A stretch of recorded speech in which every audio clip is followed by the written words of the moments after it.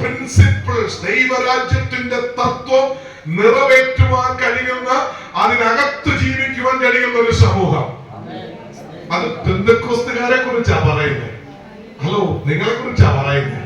ദൈവത്തിന് സ്തോത്രം. എന്ന് പറഞ്ഞാൽ ദൈവവചനപ്രകാരം ജീവിക്കുന്നവൻ ദൈവരാജ്യത്തിനകത്താ ജീവിക്കുന്നത്, ദൈവഹിതപ്രകാരം. അതുകൊണ്ടാണ് സഭയെ കുറിച്ച് പറയുന്നു, യെശയ്യാ പ്രവാചകൻ പറയുന്നു, പുതിയ നിയമത്തിന് കർത്താവായ യേശുക്രിസ്തു പറയുന്നു, നീ കെട്ടിയടയ്ക്കപ്പെട്ട ഒരു തോട്ടം.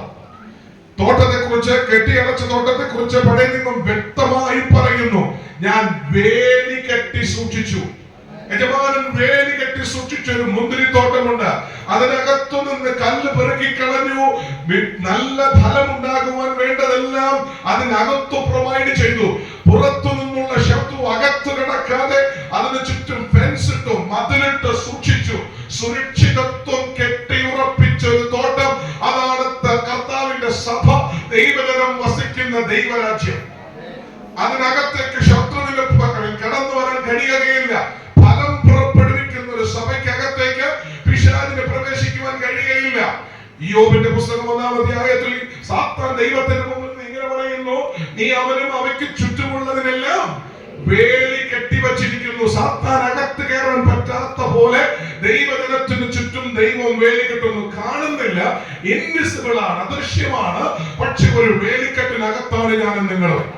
എന്റെ വേർപാടിന്റെ ചുവരിനകത്ത് ദൈവം നിർത്തി. ലോകത്തിലെങ്കിലും ലോകക്കാരനാകാതെ, ലോകത്തെ പോലെ ജീവിക്കാതെ, വിശുദ്ധനായി ജീവിക്കാൻ ദൈവത്താൽ തിരഞ്ഞെടുക്കപ്പെട്ട തന്റെ ജനത്തെ അവൻ വേർപാട് നൽകി അകത്തു നിർത്തി. ഇസ്രായേലിനെ കുറിച്ച് പറയുന്ന വചനമോർത്ത്, ഇത് എന്താ തനിച്ചു പാർക്കുന്ന ഒരു ജനം ജാതികളുടെ കൂട്ടത്തിൽ എണ്ണപ്പെടുന്നില്ല. ലോകത്തിലുള്ള നൂറുകണക്കിന് വിവിധ തരത്തിലുള്ള ജാതി, ഭാഷ, മതക്കാർ ഉള്ളപ്പോൾ മാറി നിൽക്കുന്ന വ്യത്യസ്തരായ ഒരു ജനമുണ്ടെങ്കിൽ അത് ദൈവത്തെ ആത്മാവിലും സത്യത്തിലും ആരാധിക്കുന്ന ജനം.